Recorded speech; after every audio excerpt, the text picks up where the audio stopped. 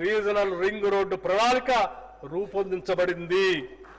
ఈ రహదారిని express way ప్రమాణాలతో అభివృద్ధి చేయాలని మొదటగా 4 లేన్లుగా నిర్మించి భవిష్యత్తులో ట్రాఫిక్ కి అనుగుణంగా 8 లేన్లకు విస్తరిస్తాం. ఈ ప్రాజెక్టు నిర్మాణంలో ఉత్తర భాగ భూసేకరణ ప్రక్రియ ఇప్పటికే ప్రారంభమైంది. దక్షిణ భాగానికి సమగ్ర ప్రాజెక్ట్ రిపోర్ట్ తయారీకి NHAI కన్సల్టెంట్లని నియమించింది. ఈ ప్రాజెక్ట్ ని తెలంగాణ అభివృద్ధికి గేమ్ చేంజర్ గా ప్రభుత్వం పరిగణిస్తుంది. రోడ్డు మరియు భవనాల శాఖ ఈ బడ్జెట్ లో 5,907 కోట్ల రూపాయలు ప్రతిపాదిస్తున్నాం. తెలంగాణ రాష్ట్రంలో పర్యాటక రంగం అభివృద్ధికి ప్రభుత్వం నూతన టూరిజం పాలసీని ఆవిష్కరించింది.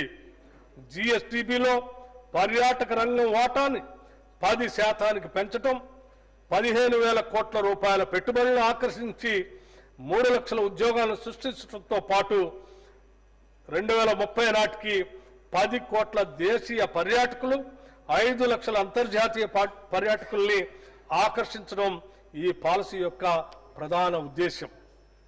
ఈ పాలసీలో భాగంగా రాష్ట్రంలో 27 ప్రత్యేక పర్యాటక ప్రాంతాలను అభివృద్ధి చేయడంతో పాటు రాజీవ్ గాంధీ అంతర్జాతీయ విమానాశ్రయం, రీజనల్ రింగ్ రోడ్ సమీపంలో మౌలిక వసతులు అభివృద్ధి చేయటం జరుగుతుంది.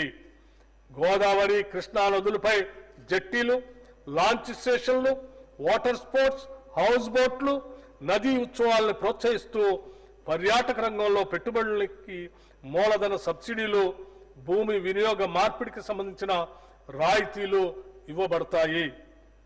నల్లమలలో పర్యాటక ప్రాంత అభివృద్ధికి రాష్ట్ర ప్రభుత్వం 242 కోట్ల రూపాయలతో పనులు చేపట్టింది. పర్యాటక శాఖకి బడ్జెట్లో 775 కోట్ల రూపాయలు ప్రతిపాదిస్తున్నాము. తెలంగాణ ఉద్యమ స్ఫూర్తిని రగిలించిన గీతం జయ జయ హే తెలంగాణ జననీ జయ కేతనం. తెలంగాణ ఉద్యమ స్ఫూర్తిని రగిలించిన గీతం జయ జయ హే తెలంగాణ జననీ జయ కేతనం. మన కవి అందశ్రీ రచించిన ఈ గీతం తెలంగాణ ప్రజల అస్తిత్వానికి, పోరాట దీక్షకి, త్యాగాలకి మరియు విజయాలకి ప్రతీక. దీనిని మన రాష్ట్ర గీతంగా అధికారికంగా ప్రకటించి తెలంగాణ పోరాట యోధుల త్యాగాలను, ఆశయాల్ని గౌరవించుకున్నాం. తెలంగాణ తల్లి రూపుని అధికారికంగా గుర్తించి ఆ తల్లి విగ్రహాన్ని అత్యంత వైభవంగా రాష్ట్ర సచివాలయ ప్రాంగణంలో ప్రతిష్ఠించాం. కుల, వర్గ మరియు ప్రాంతీయ గుర్తింపుల్ని అధిగమిస్తూ ఆత్మగౌరవం, సాధికారిత మరియు సమగ్రతను ప్రదర్శించేలా ఈ విగ్రహాన్ని రూపొందించాం. రాష్ట్ర ప్రభుత్వం అధికారికంగా సినీ, టీవీ, నాటక కళారంగానికి ప్రతిష్టాత్మకంగా ఇచ్చే గద్దర్ ఫిలిం అవార్డుని వచ్చే నెలలోనే ఇవ్వబోతున్నాం. తెలంగాణ ప్రభుత్వం సమగ్ర క్రీడా విధానాన్ని ప్రవేశపెట్టి యంగ్ ఇండియా స్పోర్ట్స్ యూనివర్సిటీని ఏర్పాటు చేయాలని నిర్ణయించింది. అంతర్జాతీయ ప్రమాణాలతో నిర్మించే ఫ్యూచర్ సిటీలో స్పోర్ట్స్ హబ్ని ఏర్పాటు చేయనున్నాం. 12 క్రీడల అకాడమీల్ని స్పోర్ట్స్ యూనివర్సిటీలో భాగంగా ఏర్పాటు చేస్తాం.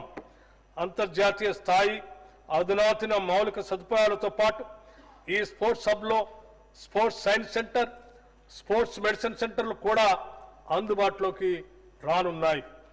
మన రాష్ట్రానికి చెందిన ప్రముఖ క్రికెట్ క్రీడాకారుడు మహమ్మద్ సిరాజ్ T20 వరల్డ్ కప్లో రాణించి తెలంగాణ రాష్ట్రానికి కీర్తి ప్రతిష్టలు తీసుకొచ్చారు. వారిని రాష్ట్ర ప్రభుత్వం సత్కరిస్తూ DSP ఉద్యోగంతో పాటు జూబ్లీహిల్స్ లో 600 చదరపు గజాల ఇంటి స్థలాన్ని కేటాయించింది.